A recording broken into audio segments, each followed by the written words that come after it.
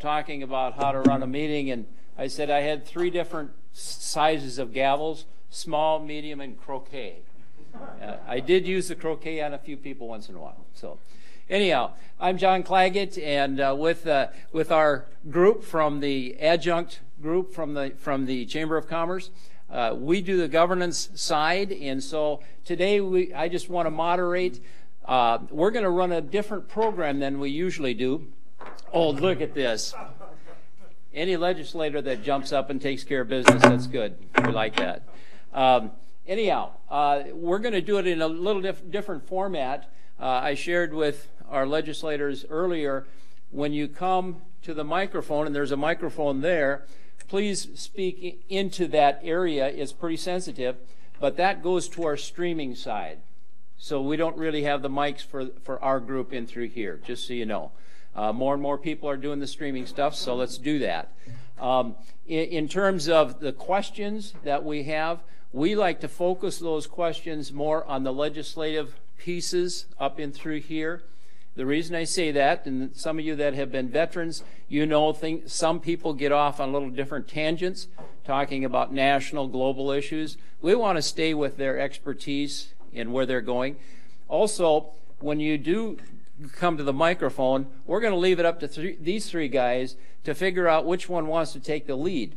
And we can make some sense out of that, saying Josh has got his groups, and so does the rest of the 2 guys. They've got their personal expertise and areas they're working on. So with that, hopefully it'll all work out and we'll make it all happen. We're going to start out a little bit first, a little intro piece, and you guys can figure out which one wants to do it. Alphabetically, Josh is number 1, I think. Well, thanks, guys, for coming. It's been a good session so far again this year. Nothing too out of the ordinary. A little over 400 bills have been introduced. Just bills. There's more resolutions and stuff like that that add up to that. But there are a little over 400 actual law bills have been introduced. I continue to work in the ag committees and the issues that come through there. And now this year's new for me on state affairs. And so a few different topics, a lot of election type stuff that comes through there. But overall, it's been a very quiet session, really, and I'm okay with that this year. Every once in a while, we get issues that come to the surface and create some headlines and conversation, and then the next day it's something different. So overall, I think the session is going very well. I appreciate those who have reached out to me and have thoughts and comments, and I continue to look forward to working with everyone. Thank you. Lance Koth, I'm new representative for District 20. I think I know most of you. My time, by and large, is spent on the Appropriations Committee. And in fact, that's the only committee I'm on. I'm on the House side, and then I'm on the Joint Appropriations. So if you ask a question about a particular bill, and if I look like a deer looking in the headlights, okay, I'm looking on my computer. I may not have seen it yet, and so, but I do have my computer here. I'll do my best to answer. I'm glad you're here, and I look forward to your questions, comments, and concerns. Thank you. Good morning. I'm Paul Muskimmons. I'm also a first-time representative and peer for District 20. I'm very grateful for this opportunity to meet with the public and thank the Chamber for having this Cracker Barrel. I also want to acknowledge everyone that's here and all the experience and talent and knowledge that sits in this room. So looking forward to hearing your questions and working together on the future. Okay, sounds good. We're going to get right to it, and again, the mic is there. When you go to the mic, state your name and any other information that can help us to identify who you are, and let's see who's got the next starting brilliance. I love that. Yes, go on up. Thank you. Yeah, and it'll pick you up there. Okay. I would like to know why the state Senate and House would pass a bill, which is SB 47, that would let anybody carry a concealed weapon without a permit. A bill that was opposed by 89% of South Dakota residents and law enforcement. The Senate then voted down the bill, SB 50, allowing concealed carry in the state capitol because they feared for their own safety. When I got through laughing, then I got mad. When will our senators and House members start representing their constituents rather than the National Rifle Association? I'm Paul Whitman, a representative of Mitchell. Thank you, Paul. I could take that. Well, Senate Bill 47, first of all, doesn't do away with the current permitting process at all. It leaves everything in place. It simply says if you have a gun in your car and your wife doesn't have a permit, she's not a criminal when she drives your car or something like that. Or if you put a coat on over your gun, it doesn't do that. It doesn't say that anybody can carry a gun now. If you're legally prohibited for a felony or whatever other reason, you're still prohibited from doing that. It basically says that while you have the right under the Second Amendment, I don't believe this will make anyone more unsafe. And as far as your question about repealing the one for carrying the Capitol, there's another bill on the way that I feel was a better. I voted for that one too, and I will vote for the other one that's coming down the line that says you have to have the enhanced permit, which comes with training in order to do that as well. So really, I've explained it many times over that my thoughts when it comes to guns are bad people will do bad things, and laws are for law-abiding people. So it's pretty simple in my mind. I know not everyone agrees with that, but and I haven't got any money from the NRA. They never donated to me, so it's not an NRA issue in my mind. So thanks. Anything else from you guys? I can maybe just add to, and it's public record. I did vote for that in the House. And what influenced me was, in addition to what Josh has said, that I feel that if you're a law, if you don't want to obey the laws, you're not going to obey the laws. Just pure and simple. I think a permit is okay. I carried a permit, a concealed license permit. But what this did, in my opinion, it cleared up that if I inadvertently put a coat on and my gun was concealed, if I were carrying, I was breaking the law. If my gun was in the car, as I understand it, and it was concealed, a coat over it or whatever, out hunting, and my wife got in the car and was driving, and I wasn't in there, she was breaking the law. She doesn't carry a permit. So what really influenced me at the end was really two things. Number one, on the Senate side, Senator Greenfield, I think I have that right.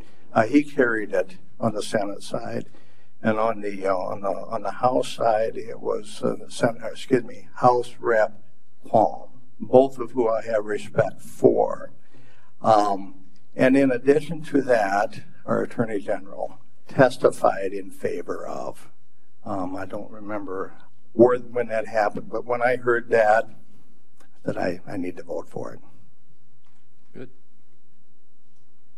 Well, I'm the dissenting vote in the group. I voted no on Senate Bill 47. And I did that primarily for public safety. And I feel for numerous reasons. First of all, I'm a supporter of the Second Amendment. And I believe in the right to bear arms, to hunt, to protect yourself in your own home. And so this isn't a vote against gun ownership. Governor Dugard vetoed a bill similar to this on multiple occasions, I believe twice. A third of the sheriffs in South Dakota supported this bill. A third disapproved of it, and a third didn't weigh in on it. In the last 5 years, in Minnehaha and in Pennington counties, the sheriffs have denied permits to 1,100 people. That's over 200 people a year that the sheriffs didn't feel should have a permit or a gun in their possession at that time with the state of their mental or the state of their life. They didn't feel it was in the best interest of the public that they be okay to carry those. Another issue that I feel is something to consider when people are in that state, I think we have too high a suicide rate in the state of South Dakota, and handguns are convenient for that purpose. So I think it's another reason to not support that the way it was. I think the last two sentences of that bill are very confusing and not clearly written. I don't think everyone that has a permit to carry knows whether 50% of the income in a bar restaurant comes from the sale of food. So some people may be breaking the law when they thought they were legal. And the last one, I thought there was a lack of clarity for minors' ability to carry handguns with their parents, because in that sentence there was nothing that said the guardian or parent had to be a legal gun owner or have a permit for them to So if they were not eligible, it still said they were eligible to carry a gun if they were with their parents, the way I read the bill. So I had lots of input. I woke up the morning of that bill and I had 219 emails on my iPad. And it's from good people. There was hardly anybody that emailed me on either side of that issue as someone that I would be worried about having a concealed carry permit. But on the basis of public safety, I voted against the bill. Thank you. Okay, ready for the next one. Come on up. One of our newer members to our city, so give us your name and info. Hi, good afternoon. My name is Dwight Stadler. I want to weigh in on the gun control issue a little bit and any legislation associated with it. I didn't come prepared for anything to speak to anything on this, so I may not necessarily be cohesive in my response. But if I understood your comment correctly, you were questioning why the state legislature. Turn towards the mic. I think the gentleman was questioning why state legislator is supporting the NRA or something to that effect. And my response to that is they're not supporting the NRA, they're supporting the Second Amendment of the Constitution. If I'm not mistaken, they took an oath of office to uphold and defend the Constitution of the United States, which includes the Second Amendment. I spent 34 years in the military, and I took the oath of office when I entered the military. And I was prepared to give my life for the freedoms of this country. And one of the parts of the oath was to uphold and defend the Constitution of the United States against all enemies, foreign and domestic. And I believe that there's some domestic entities in this country, enemies in this country, that would like to abolish the Second Amendment. And while I realize it's a complex issue, there are issues with mental health involved, possibly potential criminals involved. But my point is, law-abiding citizens are too often punished for the actions of a few criminals or irresponsible people. Okay. And that's the wrong approach. That's the wrong thing to do. Thank you. We'll let them respond. Well, thank you, Mr. Stadler. I would agree with that. That's why I voted for it. I support the Second Amendment. And like I said before, criminals are the ones going to break the laws. And as far as, like, I've talked to some law enforcement friends and stuff, and they approach every situation like the person's armed anyway. They don't know whether you have a permit when they walk up to a vehicle they stopped or something like that. You know, they're going to, everyone in their mind is armed and dangerous. So they have to treat everyone that way. And I agree with that. That's just the nature of the state we live in. And as far as the people who might not, who have been denied a permit because of their, for some reason or another, they're still not legal to carry. And if you buy a gun, you have to have a full background check anyway. You don't know if someone's carrying now or not. And you don't know if they have a permit or not. It's just the nature of it. There's probably a whole lot more people walking around here that have guns that you don't know about. And so you just don't know.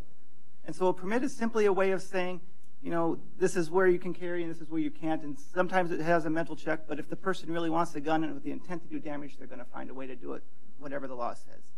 Okay. Any others? Okay. Okay, sounds good. We'll open the mic then for the next.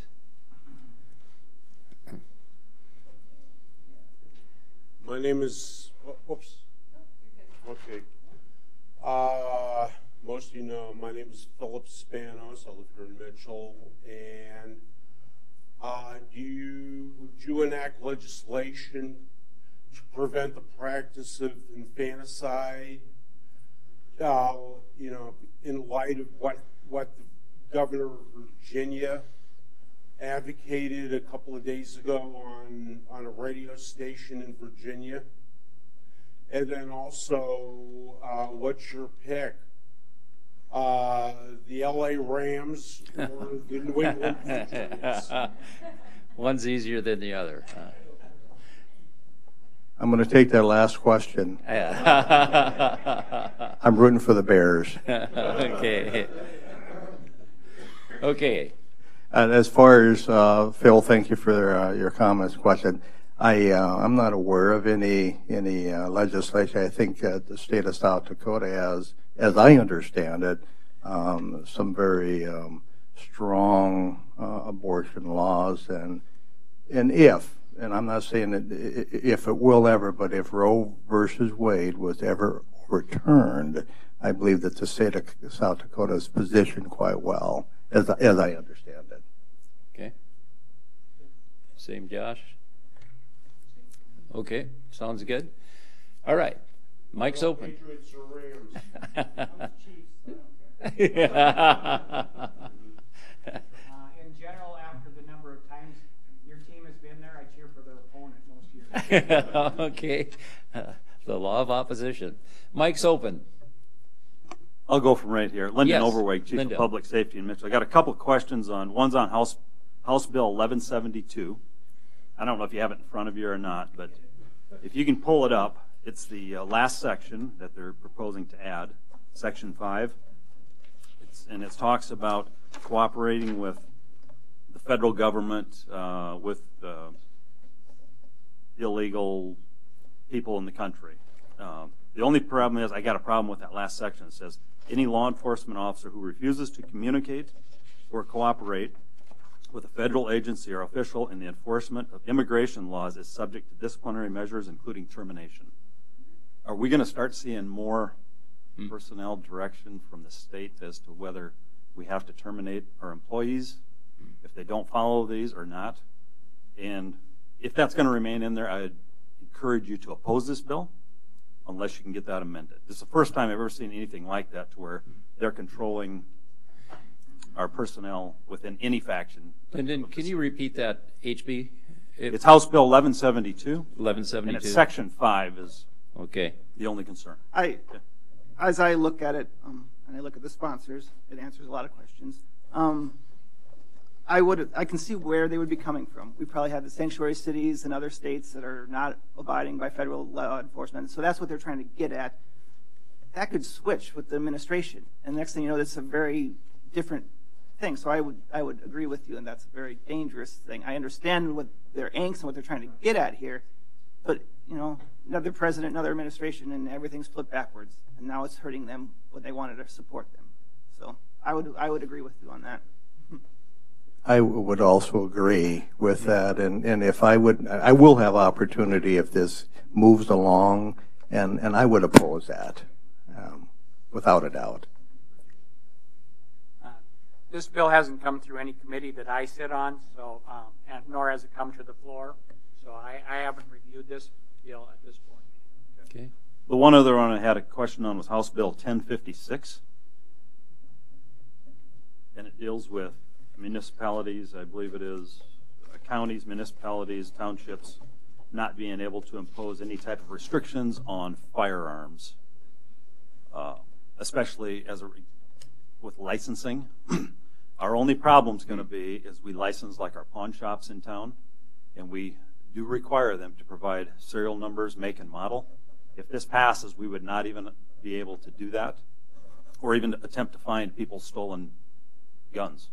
We would have nothing in place that would protect that. So that is a concern on this bill also, if it's going to involve licensing on a municipality. Thank you. Would it be appropriate if you could send maybe us an email what your concerns are? I can. Yep. Could South Dakota Police Chiefs is also going to step forward. Yvonne will be addressing this also. Okay, but if you can also put a personal touch to it, that would be helpful for me. Yep. Yep. Okay, sounds good. And from county side as well as I'm sure municipality, we like to watch how they trample on some of those. We do need to have some governance. Yeah, come on up.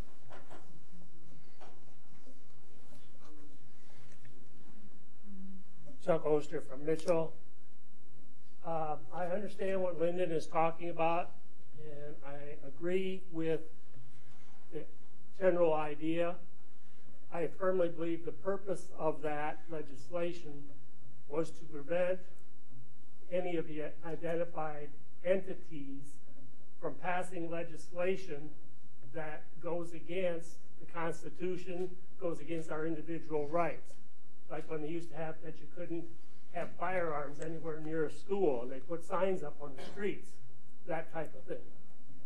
Or when you look at the major cities around the country that have outlawed firearm possession for personal protection or whatever, those are the types of things that bill appeared to me was trying to prevent from happening.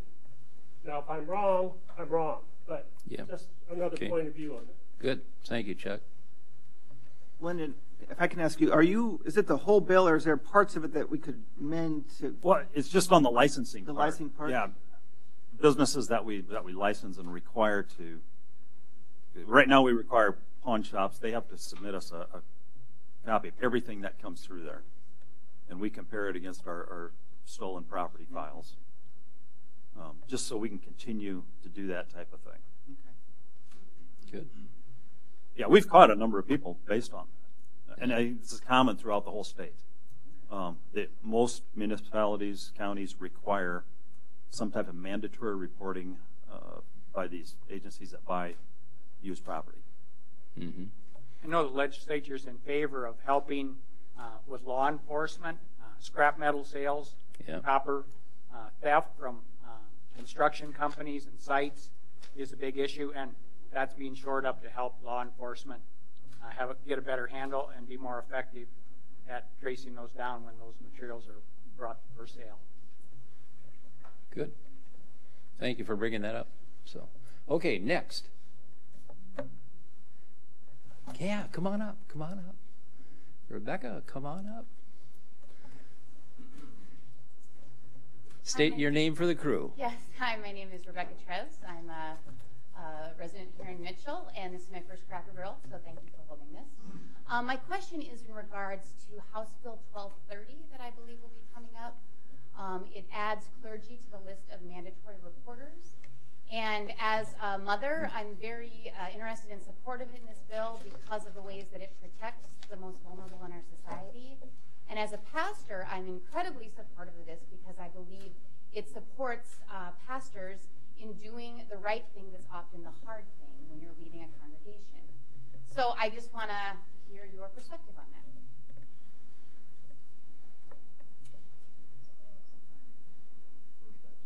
They've seen a few bills so far. Yeah.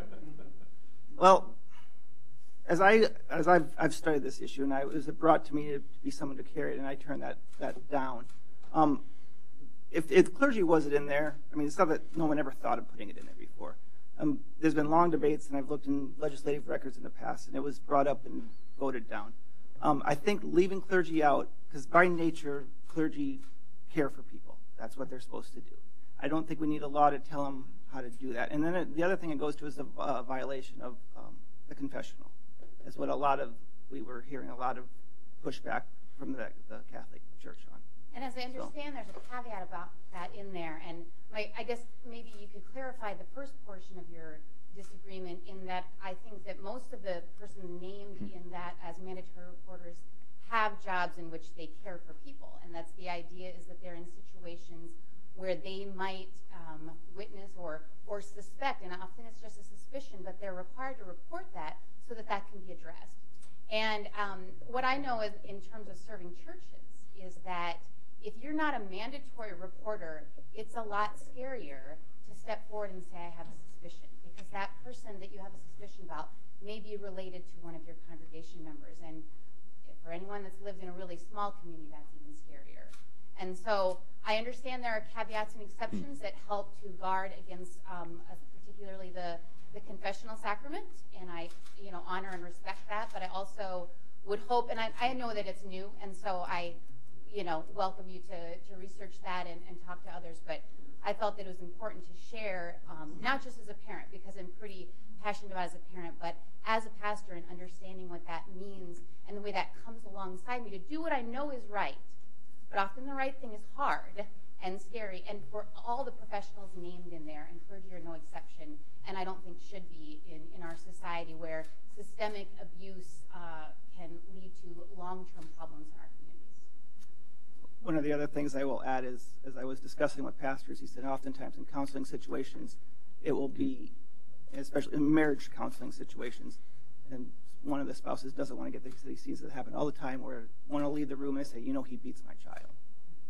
And it's using to gain leverage over the other one in custody battles. May or may not be true. But we need to leave it up, I think, to the pastors, the clergy's discretion.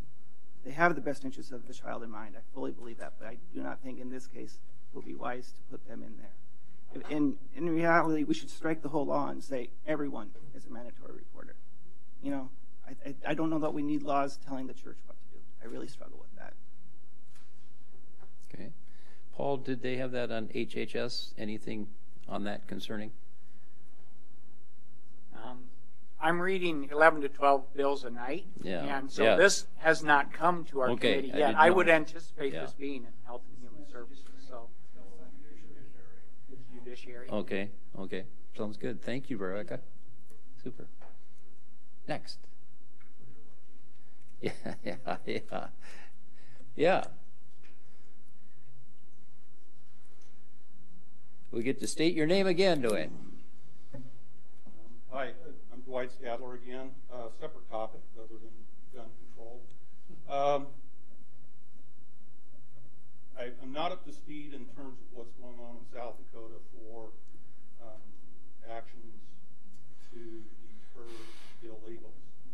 I'm adamantly opposed to illegal foreigners coming into our country.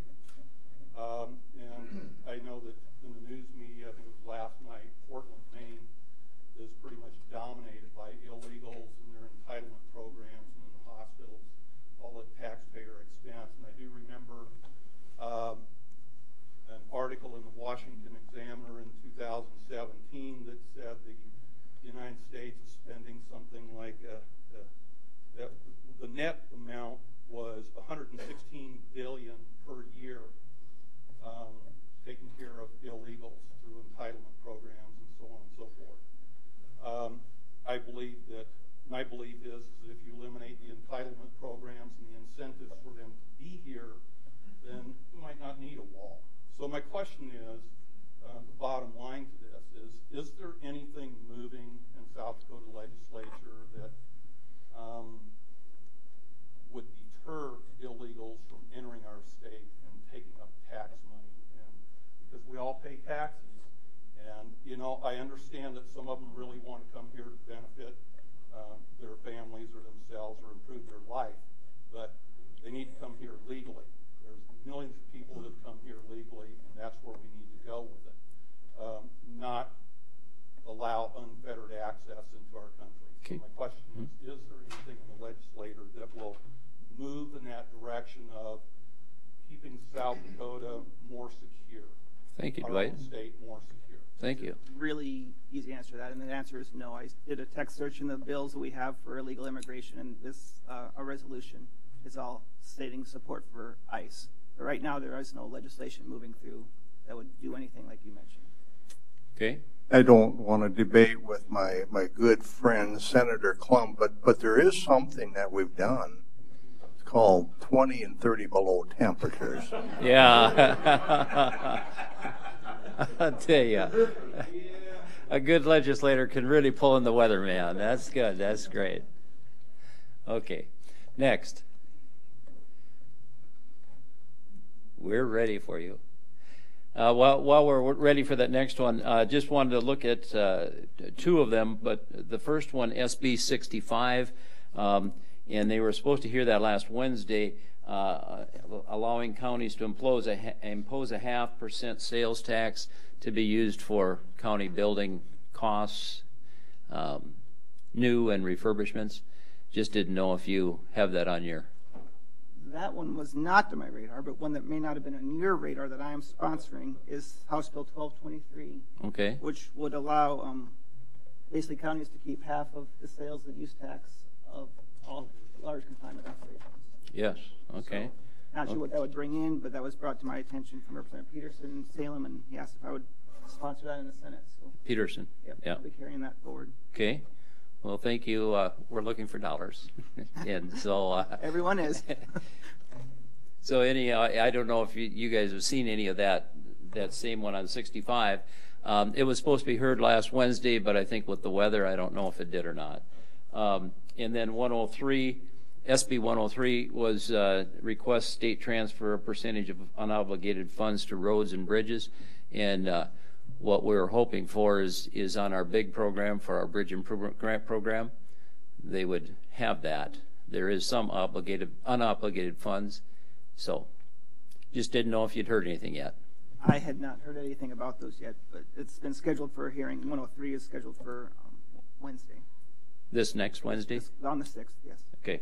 Sounds good. Thank you. I didn't know if it got transferred. So. No, it's in Senate local government. Okay. So we gave you time. Start thinking. Who's next? Yes.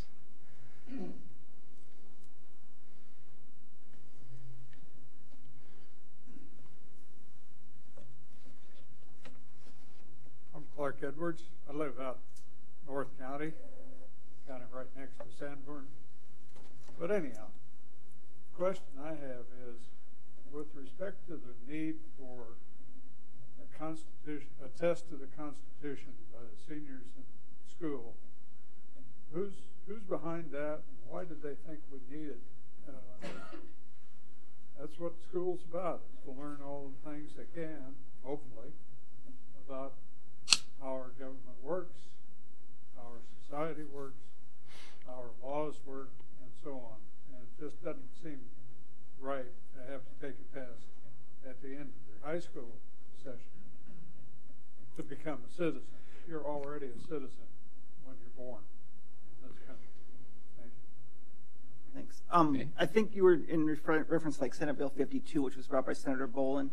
The governor's mentioned increase for civics education. So it's really just started a whole dialogue. Nothing has really moved forward anywhere with that stuff. There's still conversations between school administrators and school boards and teachers and the governor's office and the legislators. And it's just hanging there right now. Talking about what should this look like? Does anything need to change? Are we doing a good enough job? I know a teacher from Mount Vernon reached out to me and said, we teach government all year round. And I think in that kind of situation, nothing would probably ever have to happen. And many of the questions that are on the immigration test that immigrants take are probably answered at some point throughout the student's testing career. So I don't know that we would need a test per se. I've looked at the immigration test. I've taken it, and while I didn't ace it, I didn't fail it either. And I haven't had government since I was in high school or college. So I don't. It's just an effort to start the conversation about, do we need more civics education in this state or not? And if we do, where do we need to do it? Do we need to, if the schools don't do government year-round, do they need to? Do they not? It's just a conversation starter, really. But right now, the legislation that's been there is in Senate Bill 52. It's been out of the committee for almost 2 weeks now, and we just keep deferring it because we're not ready to act on it. Conversations are still happening between all parties. But the governor's still. Well, the governor's still talking about it, and so is everyone else, in meetings they have and stuff like that. But I don't think in the end, I don't think you're going to see a bill that says every student must pass the immigration test in order to graduate from high school. I don't think that's what you're going to see in the end of this. Josh is more familiar with that than I am on as far as the Senate bill, and I certainly would defer to the education folks to see where that should be. But I do think, you mentioned the governor is for it. And I think it's good for me and maybe everybody else to be reminded we do have 3 branches of government. And Governor Noem is a wonderful governor. She's doing what she feels is right. But as legislators and as a group, there's 105 of us. But that, I don't want to say this without getting in trouble. The governor certainly does not control everything. And that's the way it works. And in fact, we're seeing it. We're seeing it on the House side. We're seeing that right now. There's some pushback from the governor's office as it relates to what the House is looking at doing or perceived to doing. But I think that's healthy because the 3 branches of government, none of them should have so much power and control that they get it done. So I respect what the governor would like. I think she's on the right track. How is it going to be done? The devil's in the details. That's the big question. My seatmate brought a bill in the House. Representative Deutsch brought a bill for advanced civics training and then getting the seal placed on the diploma at the time of graduation. And it was defeated on the floor of the House. But there were 3 different civics bills, and that's one of the problems that we're facing, that some communication wasn't done to try to mold or meld these bills and come with one quality bill. And that way we don't have to consider 3 different bills and all the different interpretations of those. But I think it comes from some reports that younger people don't have as much pride in being Americans and in our system of government. And as many as 30% don't think it's important that we're a democratic republic anymore. So I think that's where some of the push toward raising the levels of civics and raising the level of pride in young people that they're Americans, making them aware of the gifts that this country provides. Yeah, thank you. Yep, sounds good. Okay. Next. We got a lot of great minds out here. We got to have some questions. I'll throw one towards Paul. With Health and Human Services, we've talked in city and county in terms of mental health issues, treatments, that type of thing. Anything on your horizon that's coming our way that can help? One thing that's absolutely needed and in all forms is we have a mental health crisis between the meth problem and all that people are dealing with in our state and in our country at this time. But we have differing issues. For 2 years, the Board of Mental Health worked diligently, and a member of our community, Roswitha Kantz, was on that board that helped write that. But it seems to me that they didn't communicate with all 3 levels of certification, and so the MHs who do the private counseling were very upset by the language, and I don't know if we're going to be able to get a bill passed this year because of the disagreement within the field.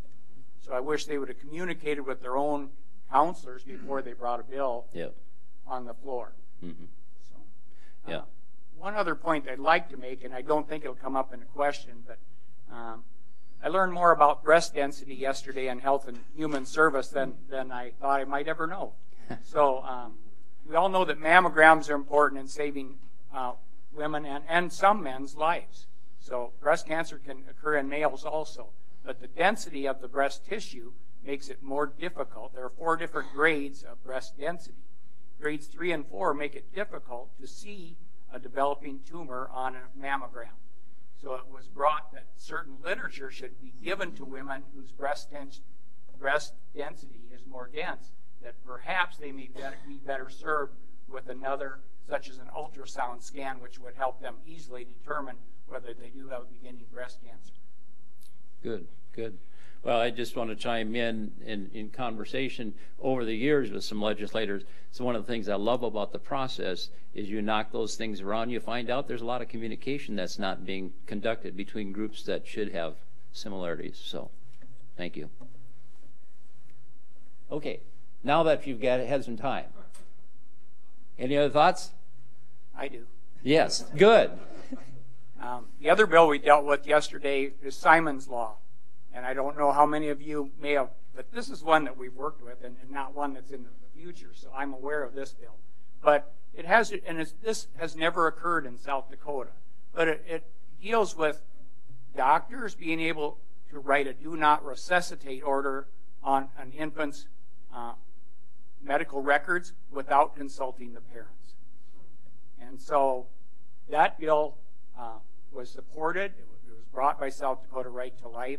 And if it goes through the floors now, it will change so that it's in mandate that the doctor must inform the parents that he doesn't feel, and then they have a right to disagree or get a second opinion or transfer the child for another opinion. But this case happened about 10 years ago in Missouri, where they stopped feeding the baby and the baby passed, but they never informed the parents that the doctor didn't feel there was a chance of the baby surviving. So I thought it was a good bill and one that is common sense and shows more respect for the parents and for the child. Good. Okay. That was good. Appropriators, you guys have been busy. your morning sessions and whatnot else. What's the hot buttons? If I would like to issue a complaint first. Okay, yeah. Okay. We're used to hearing that. So. Yeah. Lance Carson Yes, yes. did not tell me everything. He should have. He smiles a lot. You know, being on appropriations is for me is a learning curve, and you know, I remind folks all the time that all the legislature does through appropriations is we appropriate those dollars, and South Dakota will always balance their budget. Right now, we're in the process of forecasting what the revenue will be for fiscal year 2020. Now, if anybody can, smart enough, but how this process works is really good, because I think we were only off, what, 16 million? Mm-hmm. And Representative Carson can take credit for that this last year, real close on a $1.6 billion budget, real close. So the process is there, working through that. Now then there isn't enough money for everybody. And I'm looking at Dr. Gray. There isn't enough money for education. There isn't enough money for counties. There isn't enough money in Medicaid reimbursement. There just isn't, because there's a number up there. And so an appropriations committee, as we work through that process, we're going to have a number, and then we're going to fill in the bottom side. And it's all prioritizing. So we hear testimony from every agency. Yeah. Hours and hours and hours. Every one of them have a need. And there's one thing that there's a common thread that we're hearing, and that is workforce. And I've heard that in my banking days. Businesses couldn't find employees. No different than in government. It's a huge issue. There's not enough people. And to attract people, they say we need to pay more. Mm-hmm. Where we're going to get the more. So it's a balancing act. But again, we'll get through that. I forget when we'll have the revenue numbers, I think next week or week after. And then we'll start filling in the bottom side. Yeah. So I think it's going smooth. Yeah. Lance Carson.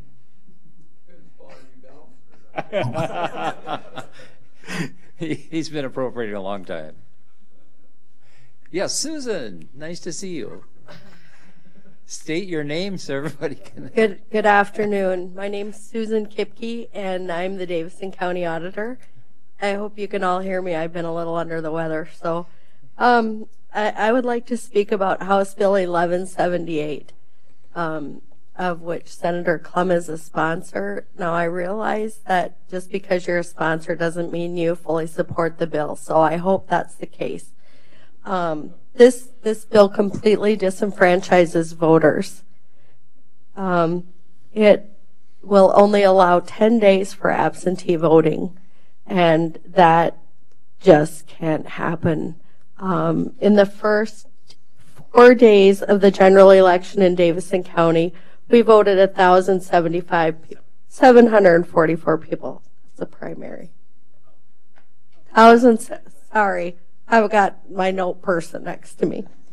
The last 2 days, 2 weeks, we voted 1,626 voters. That's just an example of what happens statewide. I want to give you a couple more examples of why this will disenfranchise many voters. You've got college kids all over the United States. To mail those ballots out in 10 days and get them back is not reasonable. I'm sure all of you know how college students operate. For one thing, you know, they may have a mailbox 3 blocks away and get their mail once or twice a week. They get their mail, say, 6 days after it's mailed out. Even if they're in New York, if they mail that ballot back the same day, it's not going to get to us by election day. Those ballots aren't going to count. Another thing is my office is tasked with voting nursing homes and assisted living facilities. That takes us a total of about 2.5 days. If we have 10 days for my staff to vote 4,000 people in office and go out and 2 of my staff leave for 2.5 days, we can't do it. Another thing, many people come to vote and they register to vote at the same time. They may have moved from Beadle County or Washington State or what have you. They come in, they can do that all at once with the 46 days allowed now. With 10 days, the voter registration deadline is 10 days before the election. So they won't have that opportunity anymore. If they come in to vote and they haven't yet registered, they can't vote. I just believe this bill is, it would be good for candidates, certainly, because they wouldn't have to campaign for so long. I'm a candidate, you know, in theory, sure. In theory, for the public, they don't have to listen to all the propaganda for so long. But in reality, it's a very bad bill, and I just hope that none of you support this legislation. Thank you. Thank you for telling me that. You're absolutely right that because I signed on, it doesn't mean I have to support it by any means. I think the goal was what you stated there at the end. It was to an effort to shorten up campaigns simply because everyone complains about campaigns when we're in them, like, oh my word, the ads have been going for so long. But your points are very well taken, and I will probably oppose it. Thank you. Just a clarification, and I think maybe, JP, I think on one of your radio broadcasts you talked, somebody had mentioned 22 days as the national average. I don't know if you remembered that, or I had heard it someplace, so anyhow. But we can see how those things affect the auditor's office. Okay? Next. Linda, come on up. Linda Logan, I'm a therapist in town, LPCMH. I wanted to comment on what Paul brought up, House Bill 1028. It's regarding the licensures, a change for our profession. And I've been pretty involved since a few weeks ago and listening to both sides of it. And I would like to see that that is delayed because there are a lot of conversation about the LPCMH part of it changing, and is that really going to serve the public properly? But there isn't a bigger overriding concern that's kind of coming up now that more people are getting involved about, you know, getting enough licensed people out there, a little bit comparing social work degrees to licensed professional mental health. I think there needs to be more conversation.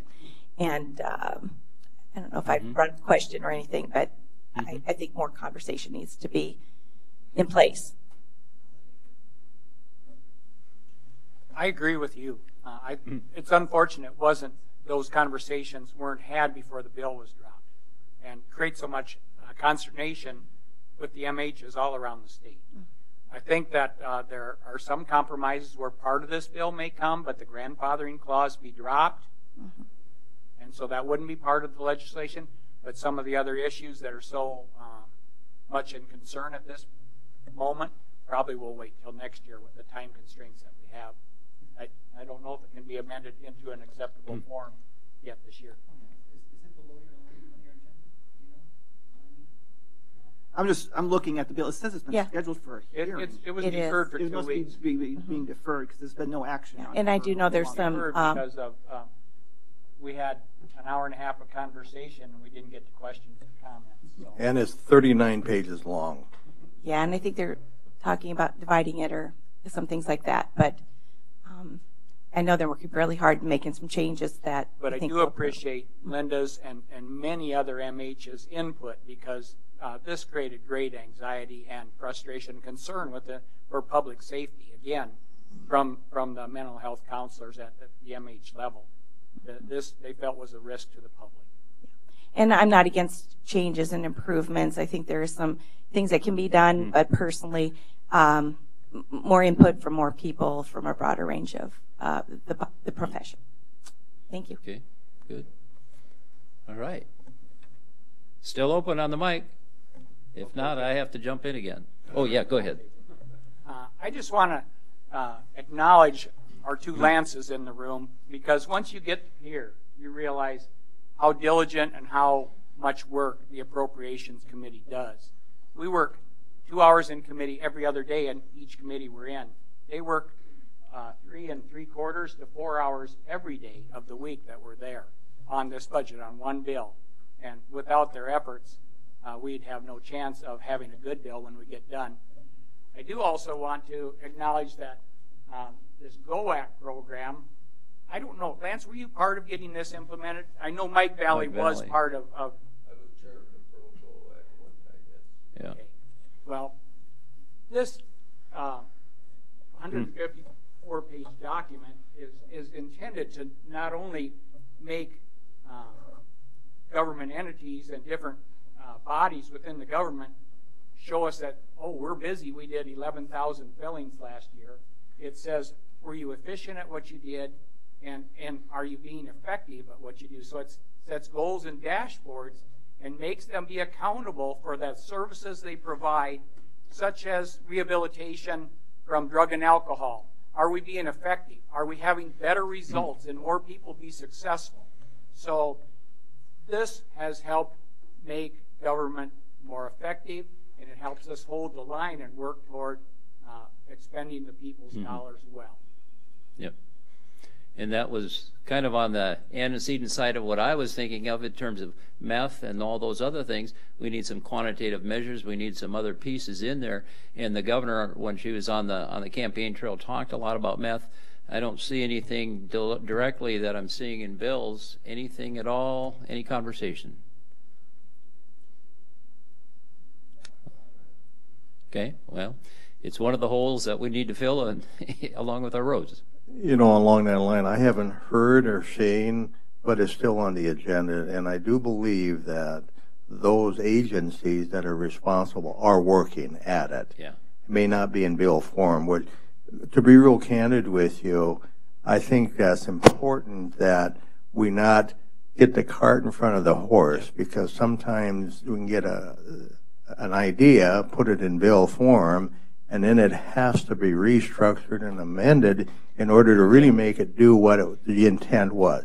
Yeah. Figure out the intent and the unintended results, and then put it in bill form. So sometimes it's a slow, deliberate process that I have come to respect. Yep, yep. Well, and on the county commission side, you know, we've worked on that for a lot of years, and so does Lyndon, and you just try to figure out where do you pull the trigger sometime to get something done on one end. So it makes it difficult. I don't know if everyone heard in the governor's address, or it was the Chief Justice's address, that we've had 8% growth in the population of South Dakota in the last 10 years. We've had 288% increase in the number of drug arrests in South Dakota in that same period. So this is going to take cooperation and partnering with every level, from the family to the judicial, to our court services, to our law enforcement officers, and prevention. This is a comprehensive plan if we have any hope of getting this under control. Mm-hmm. And I find all the legal people, the law people, everybody is full in agreement. I'm not seeing anybody holding their feet down, just saying we need resources to do it. So that's kind of where we're at. So, okay. All right.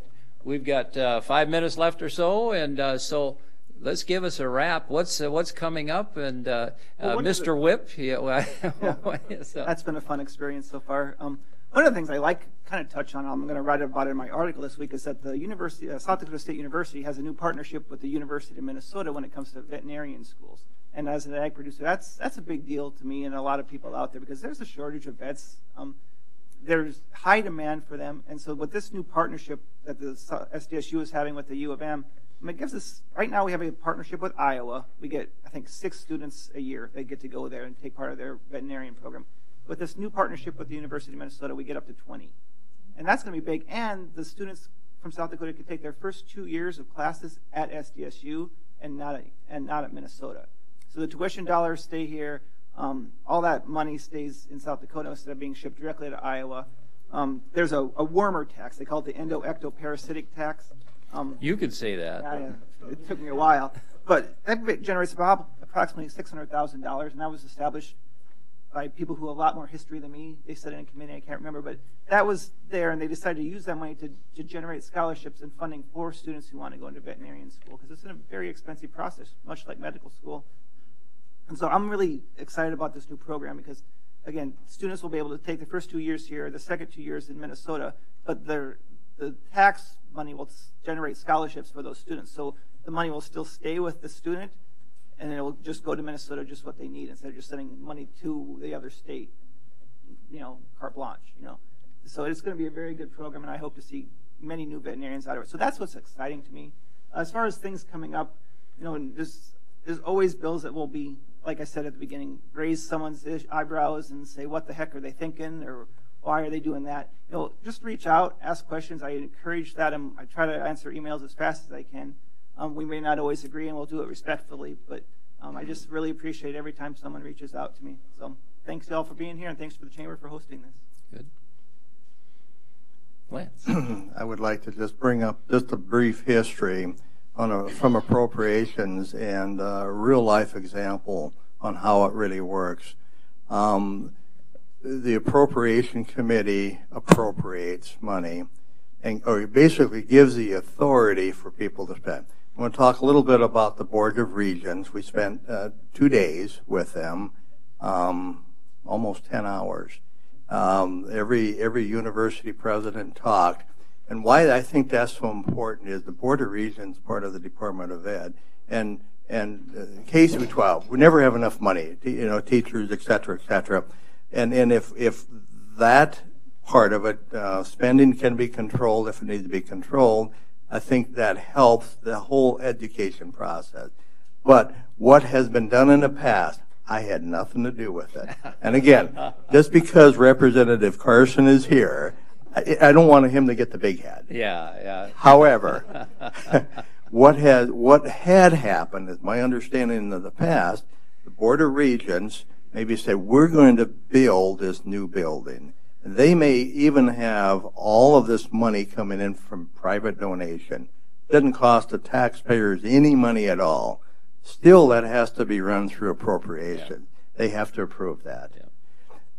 A number of years ago, and Representative Carson probably can answer that, a number of years ago, the Appropriation Committee said, wait a minute here. You can build it and pay for it, but what about maintenance and reserve? Because every year you'll come back and, well, we need this, we need this. It can be $1 million, $5 million, $10 million, whatever. That has to come from the taxpayers. So let's be smart about this. They got the message. Case in point, Northern State University, and I don't know if there's any Northern graduates, lovely place up in frigid Aberdeen, okay?